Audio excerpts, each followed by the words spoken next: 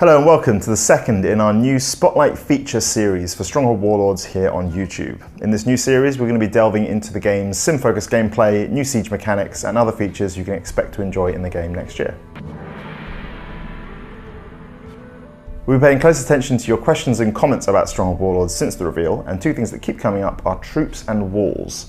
Discussion around troop numbers, movement, and formations come up pretty much under every Stronghold video on YouTube, as does discussion of the various wall systems in the game, and that's what we're going to be talking about today. Mechanics for troops and walls can vary quite a bit between titles, with everyone having their own favourite. Legends, excuse me, and with long requested troop and wall changes being a priority for Warlords, we thought we'd use this video to delve into how we're going to revamp things as we head east. Something that has irked many a Stronghold fan across both 2D and 3D titles is a tendency for troops to overlap as they pass across narrow passages or through choke points. From Stronghold Crusader through to Legends, troops have moved through rather than around each other in our attempt to balance realism with optimization. In Stronghold Warlords, we're finally able to address this unit overlap pet peeve in a few different ways. Firstly, troops will try to route around other units and soft push them out of the way, moving through gaps in a friendly unit's formation rather than just walking straight through them like some kind of weird feudal ghost. This is a small change, but one that adds a healthy dose of realism and believability to our gameplay, and we're big on making these small tweaks to the Stronghold formula in the name of polish.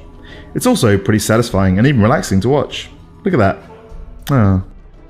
In Stronghold Warlords, troops will occupy physical space on the battlefield, adjusting their positioning and even formations to account for the presence of other friendly units. So if you go ahead and march an entire squad into the middle of another squad, these two sets of troops will slowly push each other apart. While this won't be too noticeable with smaller squads of units, it makes a big difference with larger groups, allowing players to clearly pick out the troops they want or need to command for a certain task. While your troops won't be quite as nice about personal space with enemy units, they will respect them far more than in the past. What I mean here is that troops will no longer pass through friendly units to attack enemies, giving the larger attacking force an unrealistic and unfair advantage. Instead, your units will form up against the enemy and either move around the sides if they can, or simply wait for those brave frontline troops to fall in the line of duty. Formations will be a big part of Warlords, so we're also making a few changes to how units move around obstacles in the game world. In Warlords, whether your troops are trying to get through a difficult choke point, castle wall, or their own buildings, they will stay in formation as a single unit. Bannermen, formations, and discipline are what we want players to see when they survey their grand armies before an epic siege, and this is another small way we're hoping to accomplish that. So wherever they are, your law soldiers will hold the line and stay with you, just like Russell Crowe in Gladiator. Speaking of small changes, we've also finally been able to add something that's been bugging our coders and designers for years, namely the ability to see units with a sort of X-ray outline when they're being obscured behind large objects. From towers and keeps to gatehouses and temples, Stronghold games tend to have large buildings to drive home the sim element and make you feel like the lord of an actual castle. So we hope this small change makes a big difference next time you're mid-siege and have absolutely no idea where your archers went.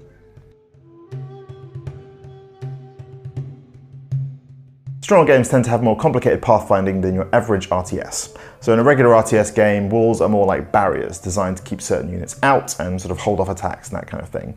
In Stronghold, units can go up walls, along walls, they can duel on the top of walls, they can fall to their death from walls, they can get knocked off walls by catapult fire, they can go up and under gatehouses, you get the idea. A Stronghold game without a decent wall system isn't really Stronghold, so expect all that castle building goodness to return. But we're also drawing on our vast history of wall building in our games to deliver you a best of. The grid system is back again for Warlords, allowing you to get the precision and accuracy you expect from a 2D title in our 3D engine. Just like in the original Stronghold and Crusader, each wall piece takes up a single square on the grid, so you know exactly where you're placing them. Not only does this make construction easy, it also prevents unfair mistakes being made.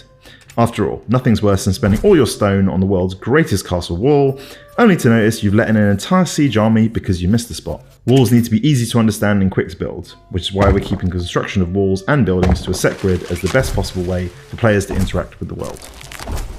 On that note, we've also made wall health much more straightforward than before. In past 3D Stronghold games, each time you placed a piece of wall, it would create smaller half tiles around it. This not only meant that the wall cost about 7 stone, but it also shared its toughness across more than a single tile. In Stronghold Warlords, one piece of wall simply costs 1 stone, but it no longer creates smaller half tiles when placed. What this means is that walls are not only simpler to understand in terms of resources, but also tougher because you can fit in more toughness on a single tile. And if that doesn't make any sense, you'll just have to come to a gaming event this year or in 2020 to play it, because honestly, that's the only way I can explain this whole thing without getting into weird maths.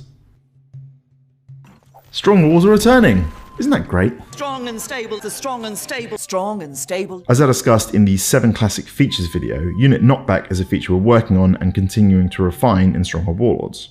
It's not a great feeling when your archers are decimated by trebuchet and catapult fire, so we've balanced this by adding a knockback effect for units instead. While we're currently pre-alpha and there's still plenty of work to do, the idea is that knocking units off walls rather than killing them looks cool, feels fair, and is more interesting in terms of gameplay. For the defender, they can recover some or all of their troops and get them back on the walls, while the attacker is still incentivized to get that catapult fire in early and perhaps give their ladderman and siege tower a chance to approach walls unscathed.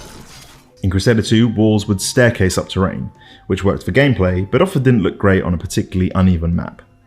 In Warlords, walls hug terrain, so if your castle is nestled between 2 small mountains, you can go ahead and build that Helm's Deep style wall right up the cliff face. We mentioned the possibility of a Great Wall of China style custom map in our last video, but this new feature has a number of benefits, making for less buggy and more aesthetically pleasing castle walls.